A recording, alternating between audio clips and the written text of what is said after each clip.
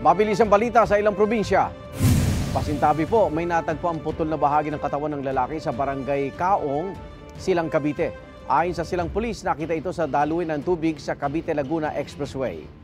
Kasunod ito ng reklamo ng mga motorista na may umaalingasaw na masangsang na amoy roon. Nakasilid ito sa garbage bag. May ilang palatandaan sa katawan gaya ng tattoo. Patuloy ang investigasyon sa pagkakilanlan ng bangkay. Tinangkang hablutan ng bag isang babae sa barangay Mabolo sa Cebu City. Sa kuha ng CCTV, naglalakad ang babae na yan. Biglang sumulpot ang riding in tandem. Tinangka nilang isnatch ang bag ng babae. Bigo sila dahil sa tindi ng pagkakakapit ng babae sa bag. Natumba ang babae na nagtamo ng galos. Tumakas ang riding in tandem. Nahuli kam ang paglabag ng isang sasakyan ng LTO sa no left turn policy sa Davao City. Sa kuha noong February 20 mula Santol Street, lumiko ang sasakyan ng LTO pakaliwa sa NHA Buhangin.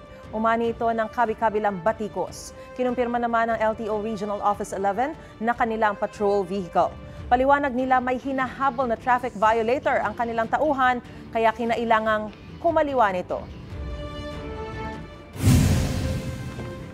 Mga kapuso, para una ka sa mga balita, mag-subscribe sa GMA Integrated News sa YouTube. Sa mga kapuso abroad, subaybayan niyo po kami sa GMA Pinoy TV at sa www.gmanews.tv.